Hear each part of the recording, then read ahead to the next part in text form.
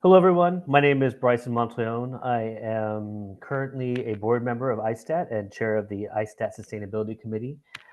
With me today on this very warm DC day is Lauren Riley, who is Chief Sustainability Officer and Managing Director, Global Environmental Affairs for United Airlines. Lauren is responsible for leading United's environmental sustainability strategy, including progressing its climate commitments, scaling sustainable aviation fuel, evaluating decarbonization technologies, and achieving environmental compliance.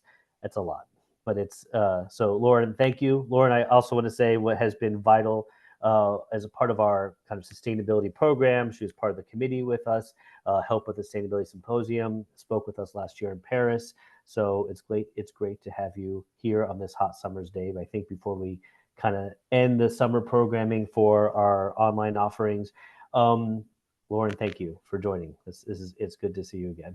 It's great to be here, Bryson. So you guys say a story of an airline, but let's start about a story about you. One, to kind of get your background. I mean, this is Chief Sustainability Officer is a big title. Where did you come from? How did you get involved in United Airlines? And what's been your own journey so far?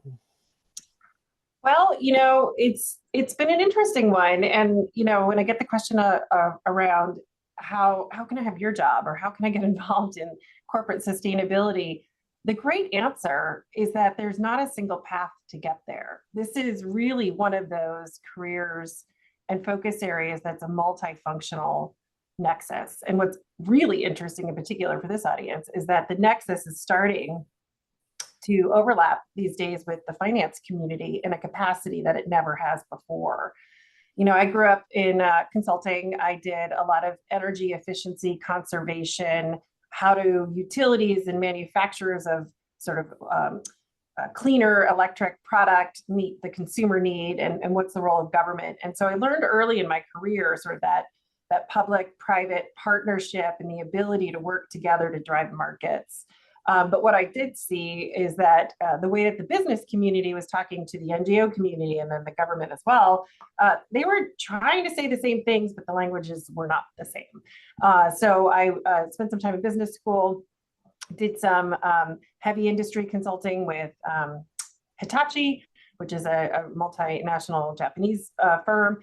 And then did some work at Booz Allen, where I largely did strategic planning, change management, which are skills I use every single day. And then I ended up at United, frankly, because there was a huge opportunity to drive change in an industry that was just starting to reckon with its impact on the climate.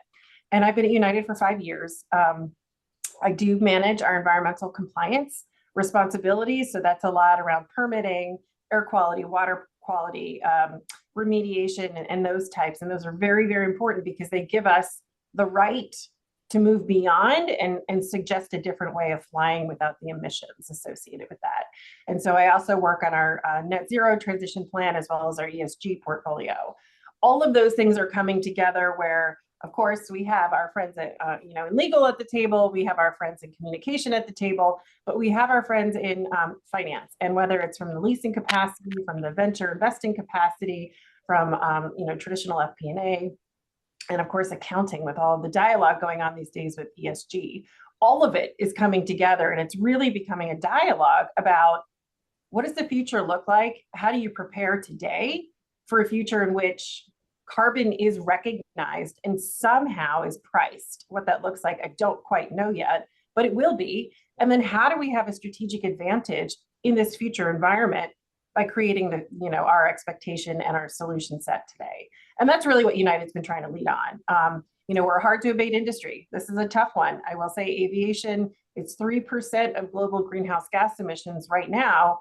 That number is likely to go up over time as other industries start to decarbonize and we continue to emit because we are a high emitting industry. And so how do you reconcile your environmental impact with the solution sets you need and drive change in a timely fashion? And that's fundamentally the problem statement that's on the table right now facing aviation.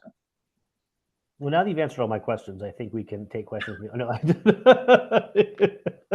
that was perfect. There were a lot of things folded into that. And I think the next question I had for you, and you led into it, which was, we as aviation, because we're so large, because yay, we're 2% today, we'll be 3% tomorrow, and other industries will shrink their exposure. Are we on our own on this? I mean, do we have to lead our own journey on this, or can we lean and learn from other industries that might be able to help us, or are we kind of on our own island? No, gosh, no. The power of collaboration in this space is just incredible. And I don't mean just within aviation, but I mean across the whole value chain and beyond. I mean, think about this, Bryson.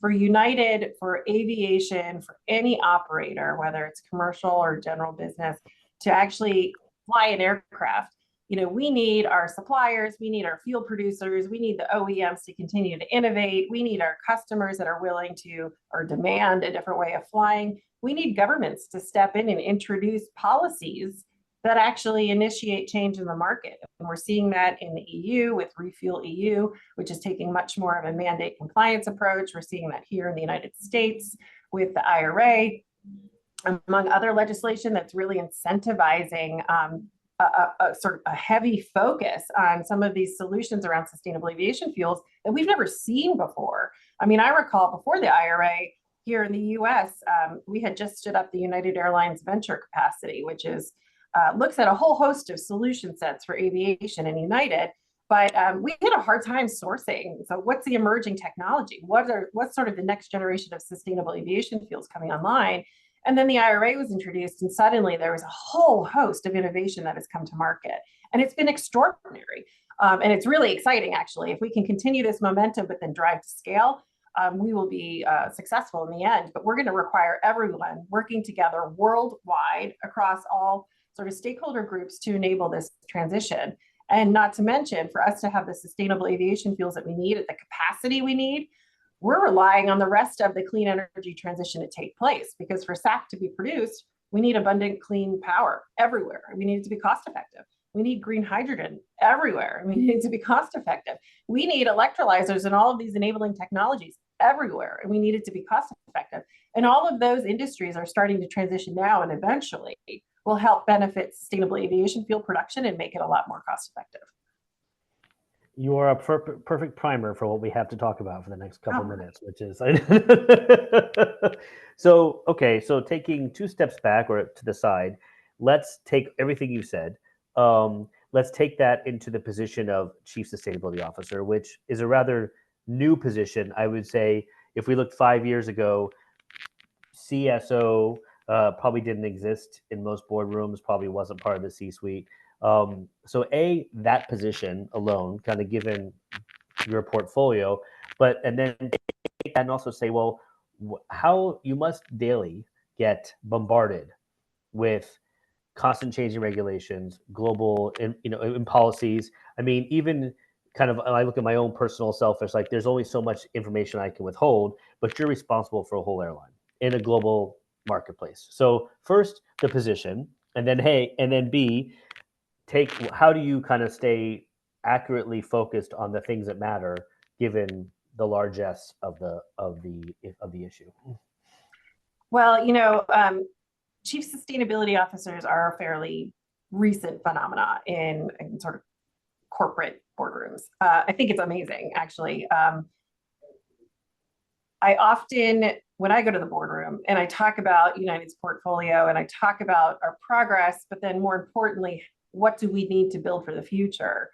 It's never just me. It's always in collaboration with the multitude of business leaders across the business that enable the transition to happen with me. And it's really, really important. The role of the CSO, in my opinion, really is fundamentally a facilitator. We're here to initiate a different kind of conversation in business. We are measured on our financial performance. That will never change. And we corporates are very comfortable in that pocket. But what's happening now, Bryson, is that there's a new KPI being introduced to the dialogue. And that's really around environmental impact. Today, it's largely focused on greenhouse gas emissions. There is sort of this pressure to diversify that to biodiversity, water, environmental justice, a whole host of environmental impact areas that will emerge over time. And all of that's really important because we need to be transparent about what impact we have. I think as an airline, what I counsel folks on all the time is that not all of these environmental impacts are created equally. For an airline, the most material contribution we have on environmental impact is around greenhouse gas emissions. And so while we want to be aware and sensitive to all of the environmental impact that we cause, we really need to focus on those few areas in which we can drive change on behalf of the industry at large. And that's really around reducing the emissions from flight. And if you think about, United Airlines, our greenhouse gas inventory, which is really the amount of emissions associated with all of our operations worldwide, 98% of our emissions are from combustion of jet fuel, which is why you hear so much around trying to find alternatives to that fossil fuel-based conventional jet fuel. So the role is really evolving day by day. But 18 months ago, I was not hanging out with my controller as much as I was talking about ESG metrics. I wasn't hanging out with our ventures team because they didn't invest, or they didn't exist 2 years ago, to talk about how do we put dollars on the table to enable those solutions to thrive that we think can actually scale and support aviation. So this is a journey. This is really sort of one of those. It's a very fun role, in my opinion, because you're constantly learning and you're constantly evolving. Here I am talking to a community of leasing and lessors, and I don't know much about that, but you guys play a very important role in sort of facilitating the conversation and helping to initiate some of the solutions we need. And that's really exciting. And so this is really a position of evolution and sort of change management across a whole bunch of different stakeholder groups, which I very much enjoy. And then I'm going to have to ask you, Bryson, to remind me of the second half of your question.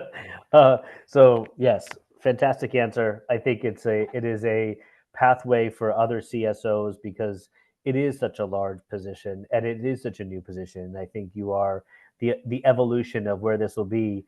And sustainability should be in our normal vernacular going forward anyway, but it now is a position that holds high importance. The second part of the question was, given all that, your ability to filter out and how do staying on top of everything, given the fact that you have so much to deal with all at the same time, globally and at the airline level, how do you focus on the information and filter out the things that are pertinent and stay on top of policies, regulations, and which happens around the planet, and where you guys fly? That's a great question. If you think about an airline's footprint and you think about the obligations that are sort of staring us in the face, there's almost 3 dimensions. We have policies that require us to manage our greenhouse gas emissions. So think about CORSIA, which essentially sets a ceiling for international flight emissions. So we agreed to a ceiling, we can't exceed it. If we do exceed it, we have to purchase offsets or use SAF. That's a policy under ICAO. You could think about the EU ETS, similar policy related to greenhouse gas emissions. And then there's a different lane around SAF. And so now we're seeing, particularly in the EU, but not exclusively, because Singapore, Japan, and others are starting to look at introducing mandates. So there's blending requirements in geographies across the world that are progressive. So 1% now, 10% tomorrow. It's on the supplier, it's not on the operator, but we're going to pay for it. So there's all of these patchwork sort of SAF mandates evolving. And then on top of that is the ESG landscape. And I think at my last count, United, we're anticipating at least 5 disclosure structures that will be required for ESG reporting. And while the intent of that is really around transparency, it's also about decision useful information. And so, if you look across all of those different paradigms and sort of now what was once a voluntary capacity is now becoming somewhat regulated in a multiple dimensions, what we do have to make sure that we're keeping our eye on is sort of that decision useful component.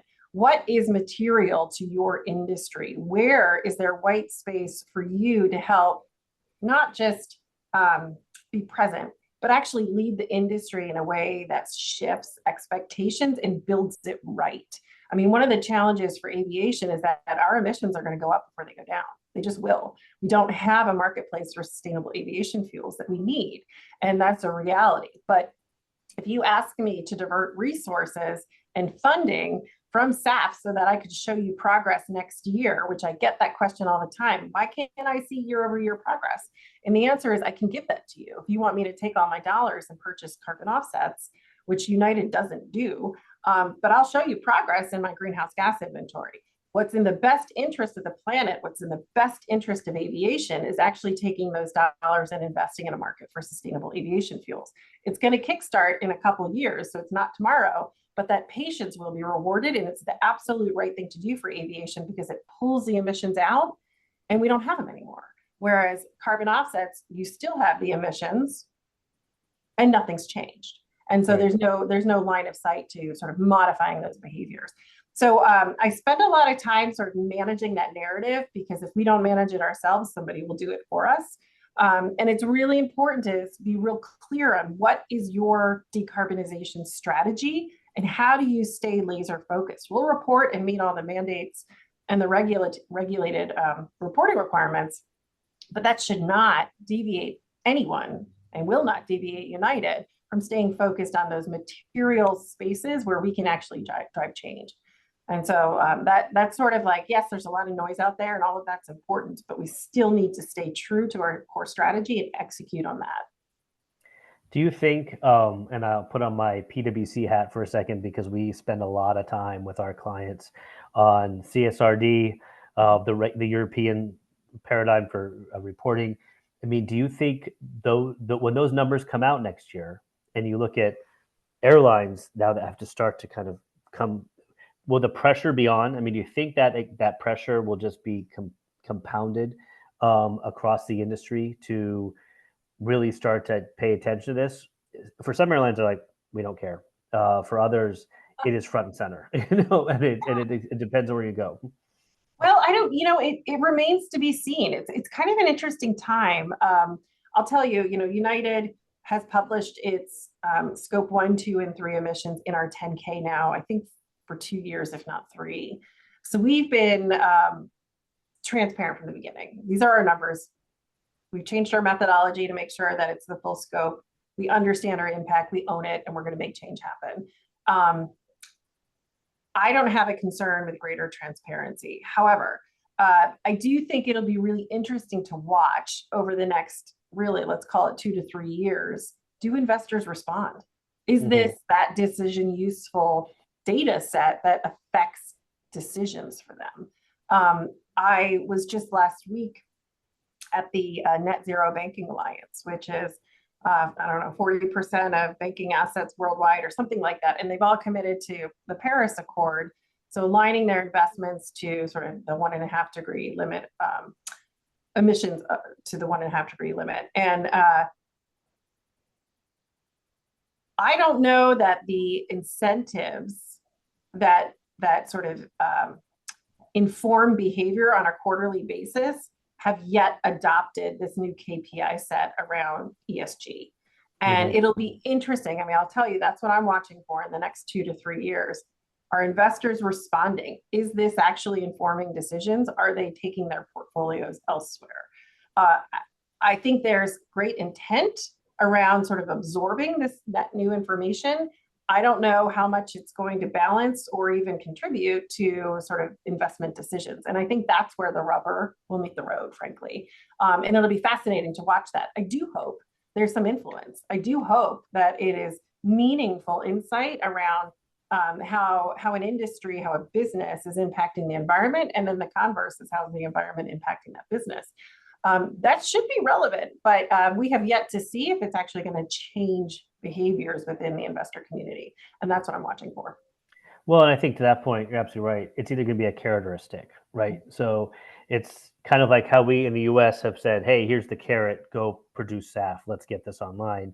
The European has been more of a stick situation. And so I think the tale of two different areas and where investors sit will be one to watch. So let's pivot to something that I think that is near and dear and speaks of investors, which is United Airlines Ventures. Not United Ventures, because I tried to go there yesterday and it wasn't anything to do with you, but it was United Airlines Ventures and Eco Skies. But you guys took a gamble on United Airlines Ventures. You said it, 2 years now.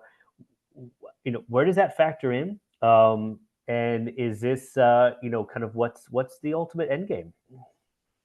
Well, I think what we saw, so I'm gonna sort of reverse your question here. So Okay. Eco Skies Alliance is, really I give tremendous credit to all of those corporate customers that have been leading the dialogue over the last couple of years. There's a notable number of companies that have sort of stepped forward and they said, aviation's tough. I need to travel. I need to ship my goods.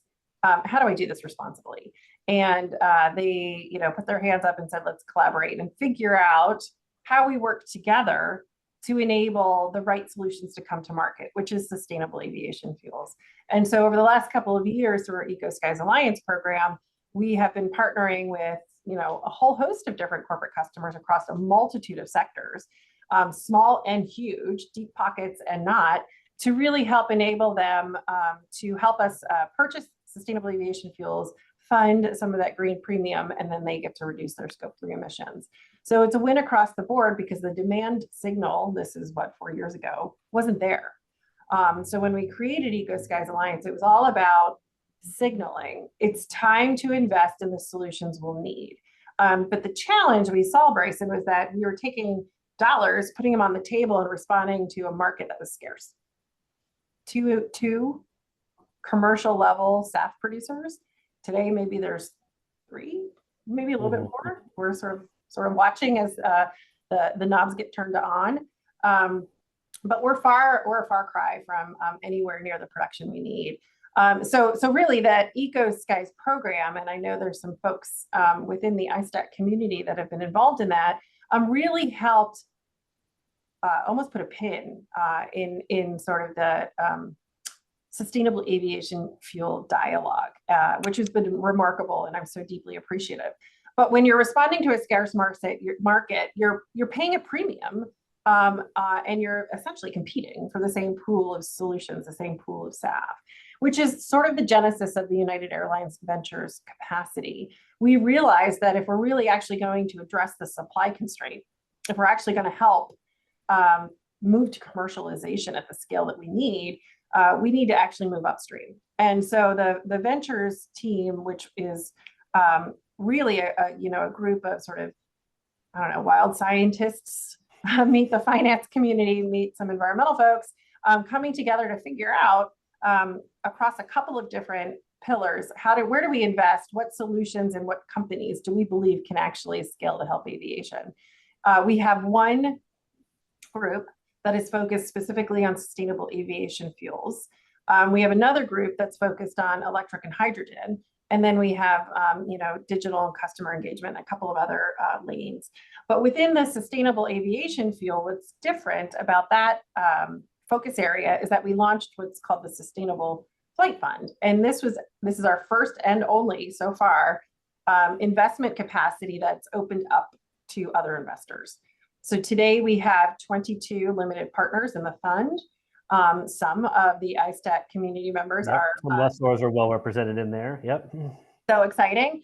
And it's really kind of a value chain approach to, OEMs all the way to corporate customers saying, all right, let's figure out which solutions we think are the right ones. United's sort of strategic lens is, okay, as an operator, could this work? Could this scale? Can we put this in any geography? Can we enable the infrastructure that's required to support this across, all of the 200 countries that we fly?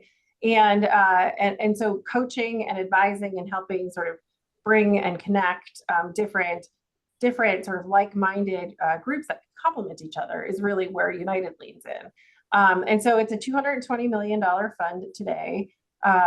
It's not nearly as big as it needs to be for the change that needs to happen in sustainable aviation fuels, but it's a start. And what's most exciting to me, if I could be totally honest, is that 4 other airlines stepped forward and joined the fund. So this isn't only about United. In fact, this is not about United. This is about industry growth for the alternatives we need.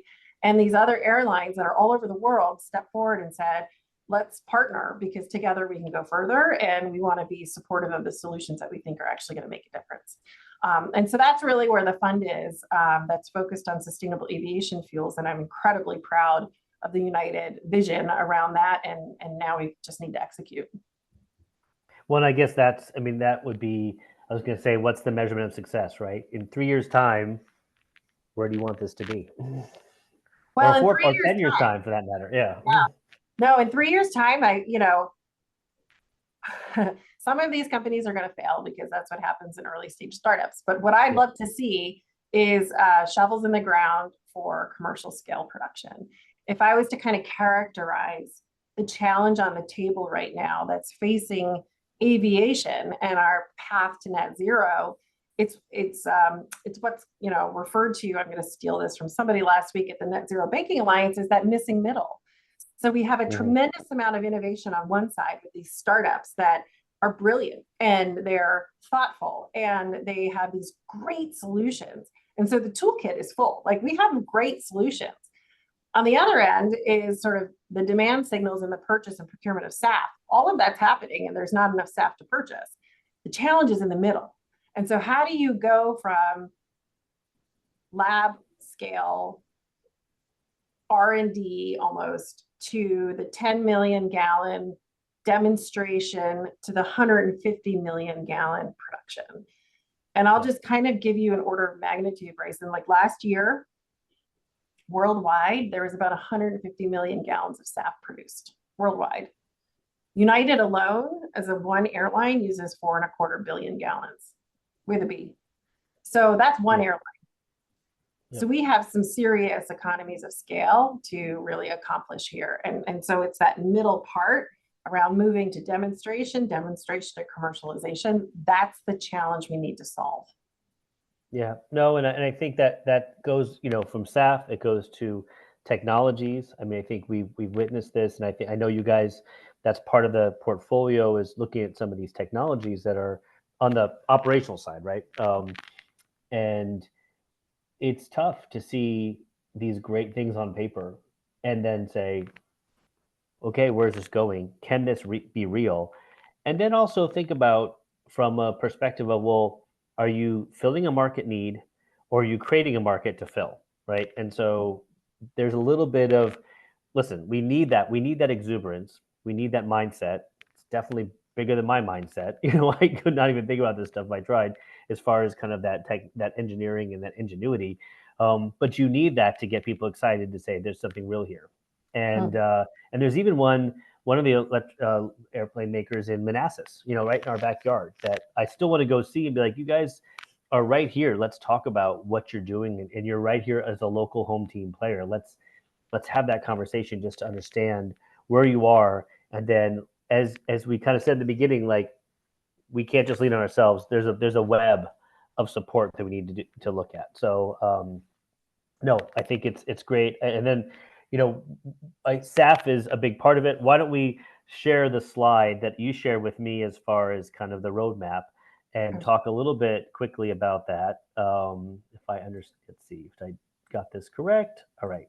So this is what you were talking about, right? I mean, SAF is a massive part of the journey to net zero to 2050, and takes up, it's over 60, close to 60% that needs to take, that covers this spectrum vis-a-vis the other paths.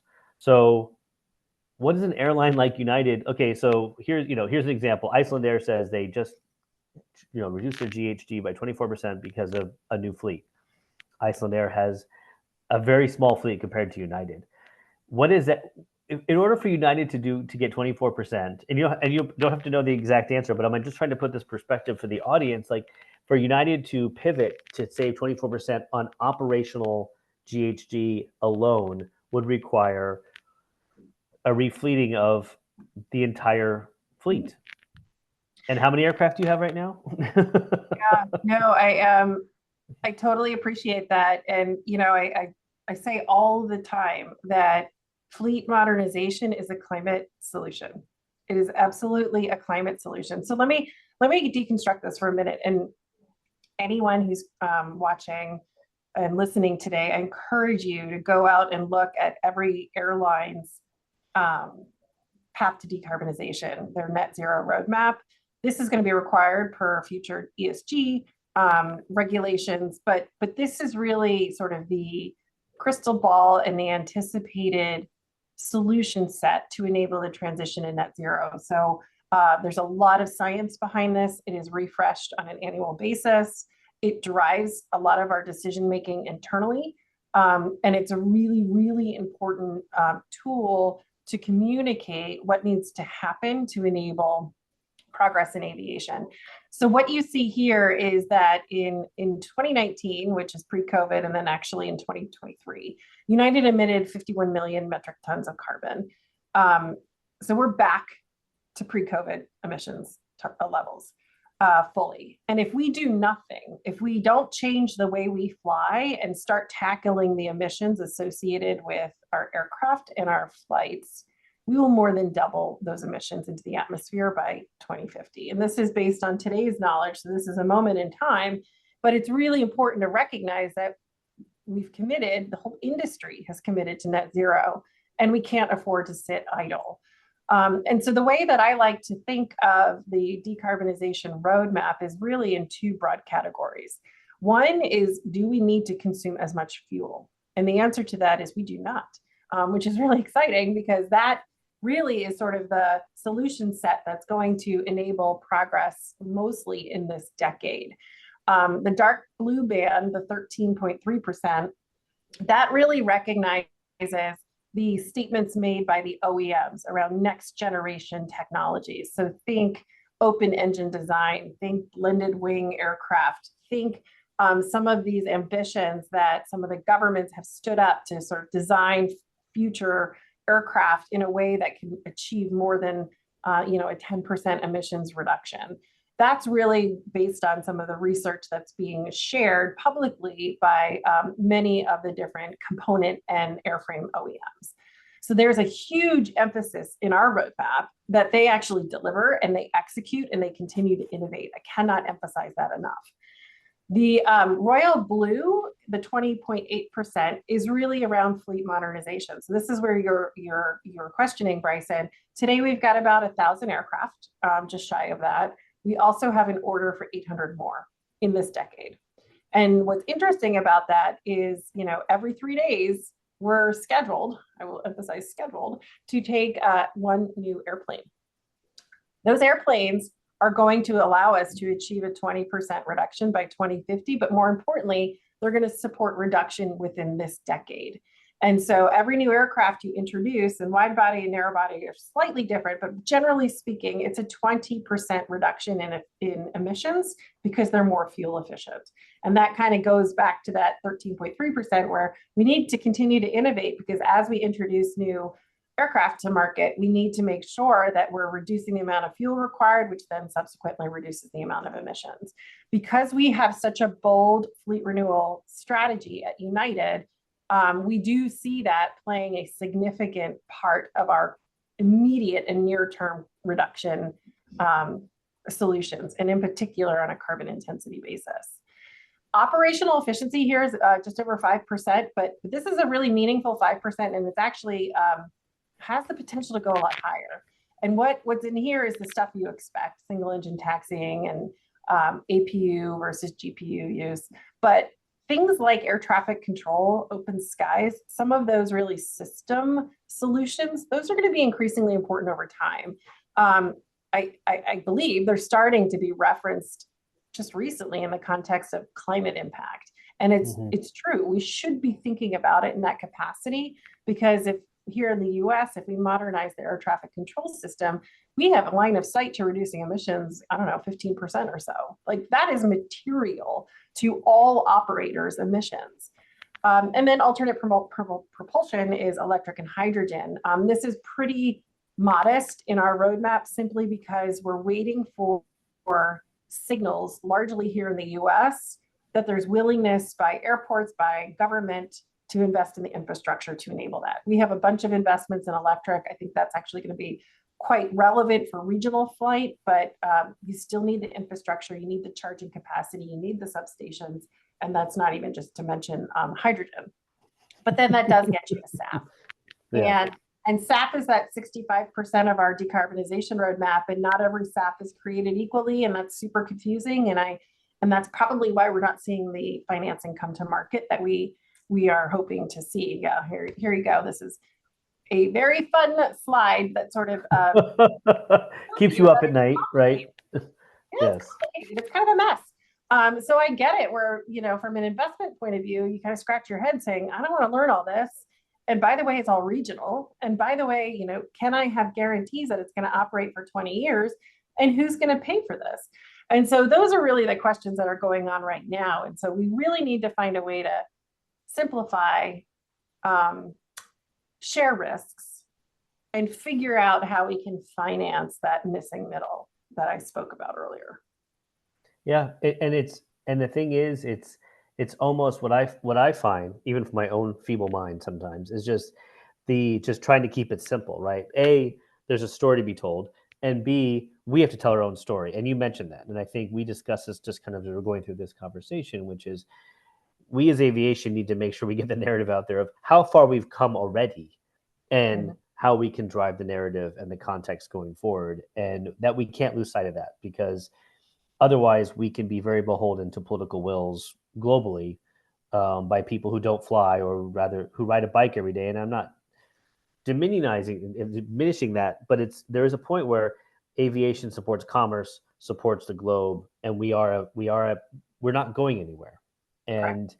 And I think, and then the other part of that is, as you mentioned, alternative propulsion, and technology, is the fact that safety rules, right? So we're not the car industry where you can have a new battery powered car, and if the car doesn't work, you pull to the side of the road and hope for roadside assistance. Whereas if you're flying 300 people on a battery powered aircraft, which is nowhere even near on the sight line right now, but you can't just pull over and be like, we just need to make a pit stop. I mean, bad things happen. So and I think also people forget in that other alternative propulsion, and not that I'm against it, because I think we have to have a vision and we have to have a sight line, is the fact that the infrastructure that supports that is critically inherently important. And that is, even on a regional aircraft, to have battery power or hydrogen, is that every waypoint of airport on your flight path has to have hydrogen availability. So it's not just, hey, I'm going from New York to DC. It's Philadelphia. Everything else has to be in just in case of a diversion. And Right. that is also something that people lose sight of, the fact that we are an inherently complex industry. That's right. And, I know the EU and UK have been very bullish. And I'm watching with bated breath to see how they build the infrastructure and how do they sort of manage the complexities of aviation's global operations. And I'm hopeful that, we need it to be successful.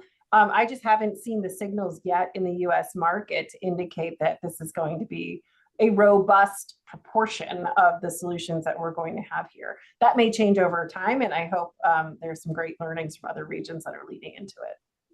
Well, and I think what, let's say, Europe has that we don't, is a very intricate train system that they can rely on for the regional side. So if we did look at regional connectivity, this is where we'd have to go. And your smaller airports would have to be on the hook for, like, hey, by the way, you have to have a hydrogen power, cell refrigeration at minus whatever degrees centigrade, to just in case an aircraft has to come in and get refueled on an emergency diversion. So it is that they rely on the network of rail, which we don't have, and we have to rely on something else. And I think there has to be the political wherewithal to say we have to invest in something, and this is a start, right? Like this is the beginning, one step among many to get us there. Well, and I think So you're right. I think what you're pointing out is that decarbonization will be regional, yeah, and it should be. That makes a ton of sense given the amount of options we have on the table, and the ability to sort of accelerate some of the options, given the regionality that you have. And hopefully it'll be all things on the table successful, and we're able to actually scale a global industry that can enable most of these solutions. But it's still super early, in particular with these alternative propulsion technologies. and that's it. And again, a lot of things are going to be thrown at the wall, and a handful will stick. So, kind of talking about the global aspect, and I don't want to have U.S. vis-a-vis others, but I think obviously you're a U.S. airline with a massive international nexus. But what are the challenges? I mean, what headwinds, and you can answer. I know you'll answer for United, but you probably see other airline. Kind of you're all, as U.S. operators. what headwinds do U.S. operators face that others might not? And the tailwinds as well. Like, what do we have at our back to help us? But what are the challenges ahead of us? And I think kind of is there something more than other for us, kind of where we are located geographically? Yeah, I think the supply constraints are very real, and the technology maturity is very real. And what I mean by that is, there's a multitude of ways to create SAF. We are just starting to see some of these technologies actually move to commercial size, and not even truly commercial size. I'm talking 10 million gallons plus. Can they scale? I think that's a fundamental question that needs to be answered pretty quickly. So that kind of keeps me up at night, is sort of watching the technology and the solutioning. I think that's not going to be solved until we're able to finance some of these. And what I'm learning very quickly from all of you very smart finance people out there is that we don't meet the criteria of a traditional infrastructure or project finance investment. So we cannot give the 1,000+ continuous operating hours to demonstrate a product. We cannot furnish a 10-year commitment on an offtake agreement for that SAF at a fixed price. We don't even have proven management teams that have done this before, because this is a brand new market. And so all of the things that are traditionally requested for private equity are not viable for us. So what kind of blended finance, what kind of risk sharing model will enable confidence from the investor community and the project developers, as well as enable us to afford the solution at the end of the day? I get the question all the time, like, well, you're leaders in this space, can you not just sign a 10-year term for the SAF fuel? And the answer is I absolutely cannot, and I absolutely will not, because as you all know, we are a very low margin business. I mean, 4%. And if you're asking me to go out and purchase X number of gallons at 4 times the cost to the conventional alternative, you can create very serious financial concerns for a balance sheet that cannot carry that exposure. And so, if you want the airline to go bankrupt, which we really do not want to happen, I cannot give you that 10-year term. And so how do we work around some of these very, very real constraints? And we've got to figure that out, which brings me then back to policy. I mean, what we're hearing loud and clear, at least here in the US, is that the Inflation Reduction Act has been extraordinary in sort of signaling that the aviation industry itself is going to change. As I mentioned before, all of this innovation is coming to market, which is super cool. What we're not seeing, though, is it translate into greater supply. And what I'm hearing from the investor community and financial institutions is that the tax credits that were laid on the table for the Inflation Reduction Act for SAF are just too short. So we're about to complete a 2-year tax credit. We got Treasury guidance about 3/4 of the way through that 10-year. So the practical value of that tax credit wasn't realized. The next tax credit is 3 years. Still not long enough. Most of the technologies that have credits in the Inflation Reduction Act are 10 years plus. So is there an opportunity for us to extend the tax credit from 3 years to 10 years plus? And how do we work to get that done? And so, as an example, United in April launched what's called the SAF Coalition. And anyone interested out there, please reach out to me. But this is really a broad coalition of folks that have a vested interest in sustainable flight, going to the administration and the Hill here in the United States and saying, let's extend the tax credit. And it's everyone from who you would expect, with the OEMs and the operators, and of course the fuel producers. But we also have unions in there from flight attendants, and I think we have the pilots unions and others saying, yeah, this is in all of our best interest, and we need something that's meaningful to drive confidence from the investment community to actually start putting capital in sustainable aviation fuels. And so that's a very active coalition that is working hard today to enable the signals that are lacking right now to unlock the financing. Well, and it's interesting that you bring kind of the basic things that I think people forget about as into the lack of maturity of this era versus and when it comes to investing. And we all go through due diligence and we have the right questions. And can you provide this 10 years of background? No, we can't. And then that forward looking horizon is even more complicated to, as you mentioned, a low margin business. So that makes complete sense. And I think those that are on this call, you have the power to change here. And we as an industry, especially we as an ISTAT kind of group of stakeholders. So I'll ask this question because you said I could, and that is sustainably linked finance, like on an aircraft by aircraft basis. So far, only 2 operators in the U.S., Allegiant and JetBlue, have done it. A lot of European operators are all over this. Air France, TUI, I think Lufthansa is in there, Cathay. What is the United view on this? And can we see that in the future or something else? Yeah. Oh gosh. All right. So here's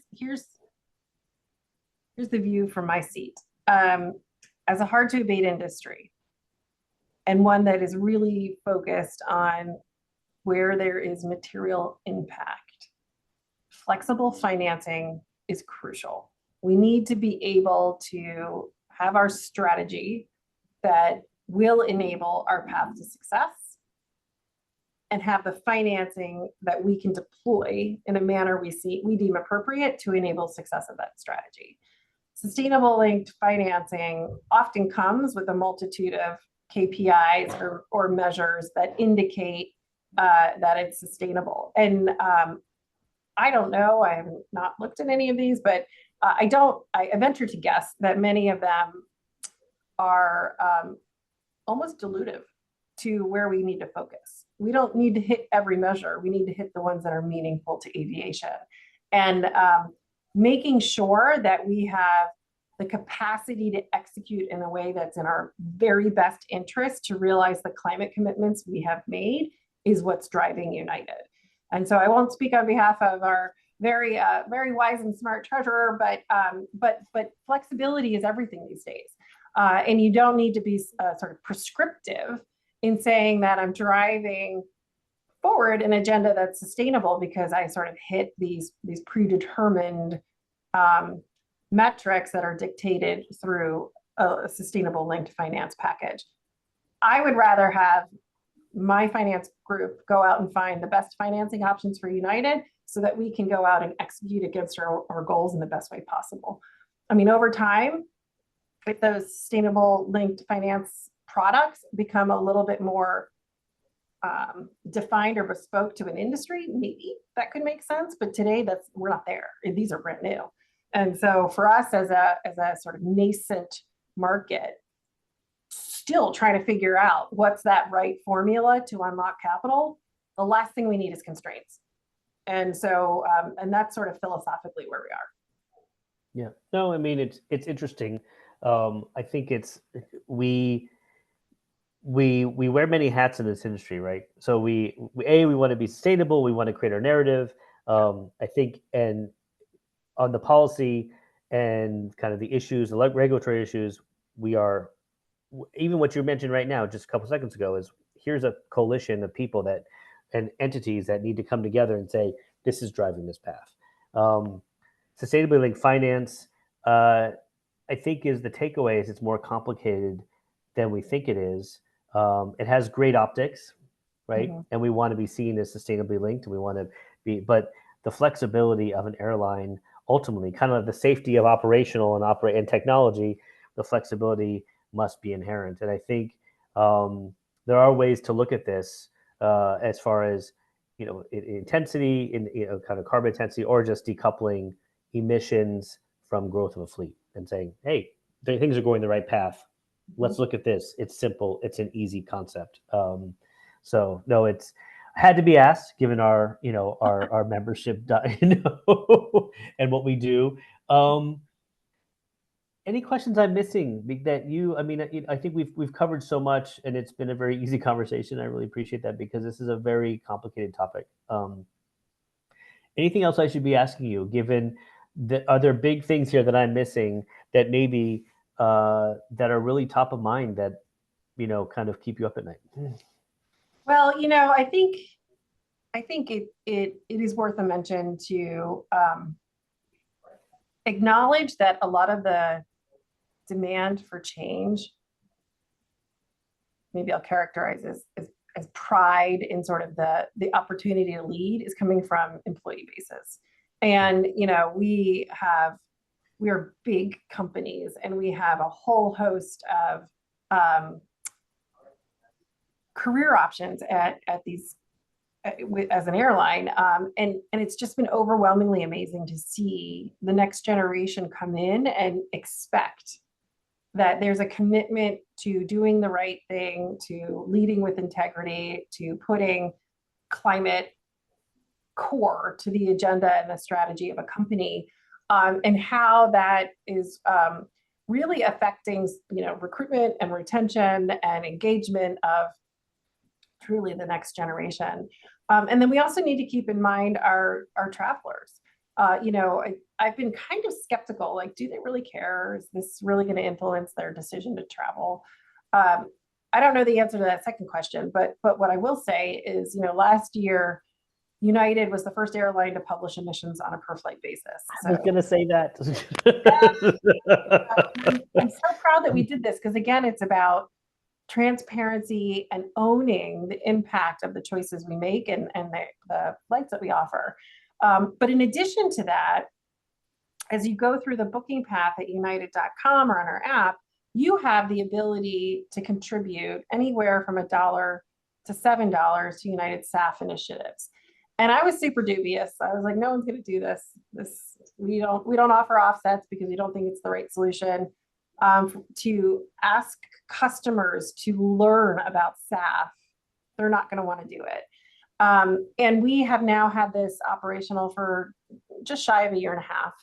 We have had a very sustained and significant interest in contributing to sustainable aviation fuels. And it's not the dollars, because it's literally a buck.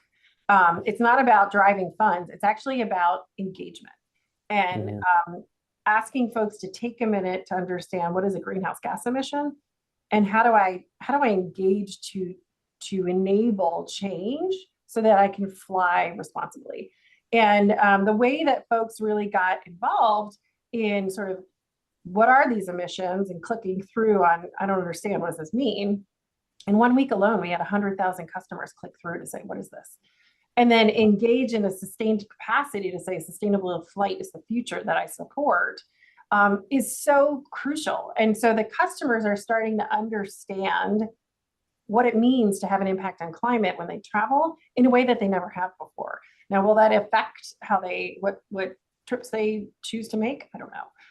I'm not seeing that, but there's a willingness to really engage in sort of this super nerdy, somewhat heavy, science-y conversation around what transformation aviation needs to go through, and how we're trying to lead. And that's been incredible to watch. And when you unlock sort of the interest and the passion and the engagement of your customer base, there's so much you can do with that at the right time and place. And so I've been really proud to sort of start to see that transition. And literally, it's been in the last year and a half. And I think it's just going to continue to increase over time. Well, and it was interesting. I had one of my questions was, I noticed that CO2 emissions are now on the, when you book, and whether it changed passenger behavior. And I think it's intriguing to find out that there is now a dialogue being created between passengers, exactly. Understanding like, and it doesn't have to be political. It's just like, this is how we go forward. This is our path, and this is how we look at that. And I think it's interesting, especially on an aircraft by aircraft basis versus, some older models that I know that you guys have until you can't. I mean, there's and this is, this is interesting. Kind of just speaking of that, is the fight for lift, right? Like, airlines are just scrambling for lift. OEM issues remain pervasive for the next couple of years. What is the discussion you have with your fleet guys who are like, hey, we need to go out and get old 737-700s and older aircraft in order to backfill the lift we're not getting from the manufacturer? Is that discussion, does that take place with kind of at that with you, and saying, hey, but this from a environmental perspective, we have this argument to make. Is that prevalent? Yeah, we work with our fleet team all the time, and I mean, just crazy smart people. What I applaud about that whole conversation is that, we didn't 2 years ago, we didn't have I didn't even know who they were. And now all of a sudden it's, okay, you make that call because it's in the best interest of United and our growth plans, which we support. Here's the impact, and are we prepared for that? I think, though, practically speaking, with the delays in some of the deliveries and then sort of the modifications in our fleet plan, whether we're now leasing or we're looking at other aircraft to order, it's kind of a wash from an emissions perspective. It doesn't really matter. And by 2050, we expect to be fully converted to sustainable aviation fuels and off conventional jet fuel. And that doesn't matter what the fleet mix is at that point. And so I think there's a new and exciting partnership that has emerged over time. I think there's a clear understanding, not just of our fleet mix, but then also on the operational side. We have a whole host of sort of multifunctional leaders across different business units at United that are thinking about, how do we use less fuel across our operations, and what is the net climate impact of us working together to get this done? I mean, what? I mean, literally 6 months ago, this conversation would not have been happening, and now they're coming to us saying, "Hey, we want to lead in our ability to sort of drive progress at United, and what do you think about us setting a goal around emissions targets for reducing the amount of fuel we burn?" Yes, awesome, go. Done. Thank you. You are a sustainability professional, by the way. Right. But your name might be something operational or fleet planning or whatnot. But everyone is starting to adopt it, from our customers to our business leaders to sort of frontline incoming generation of professionals. It's super exciting. And so I think on behalf of industry, or the industry at large, we're sort of beginning to sort of get a little bit closer to this tipping point that needs to happen. And then, my gosh, it'll just be super exciting. But we need the policy to unlock the financing. Well, and I think one more question, because I think you mentioned something, kind of taking 2 steps back about fleet, which is, what are the conversations you were having with OEMs? I mean, are you telling them we need something, or are they coming to you and saying we have something? It's both. It's not a sort of one-way conversation. They're hearing from everybody that we need to continue to innovate, and this is a critical portion. I think we're recognizing, most of us have gone through this net zero transition planning roadmap sometime in the last 2 years or so, and the prominence of OEM innovation as a material and really significant contributor to our decarbonization plans has really just hardened. And so with that comes this whole dialogue around, you got to deliver. And in fact, you got to go further. And what's after this? And happy to take the 800 this decade, but what's in the future? And how do we make sure that we're seeing the emissions reduction required? And so they're involved in sustainable aviation fuels. We're sort of loudly championing continued innovation there. It's got to be a partnership. Otherwise, we're never going to get there. Well, and that goes back to what we started this whole conversation with, which is a web of we can't do it alone. And our industry requires partnership with others, and there is a complex web of interdependency and probably codependency in there as well. So it's it kind of goes beyond us. So we have not any questions. I think we've answered everybody's questions on sustainability. This has been a fantastic session, and I really appreciate your time that you could spare with us, given the largesse of what you have to do on a daily basis and what has to be accomplished with an airline as large as United. And we can leave it there. Any questions for me? Probably not, but it's I've really enjoyed the conversation, Lauren. Well, thank you, Bryson. And I think understanding the capacity of the leasing and lessor community to influence behaviors is really sort of what I'm curious about. And, Yeah. and how do we sort of harness the mechanisms that can incentivize the right kind of engagement to enable transition for aviation. I think this community is somewhat of a unorthodox player in this whole paradigm, but a critically important one. And I would love to continue those conversations and stay engaged with the whole ISTAT community and sort of figure out how we can go further together. Because you're right, it's going to take all of us working together, and the opportunities are absolutely tremendous. Well, and I think to that end, it's going to be interesting where next year will be telling, right? And I think there's already been a lot of lessors and financiers who are really trying to make the case, go out and really kind of be again creating the narrative and going and pushing out what they've done so far.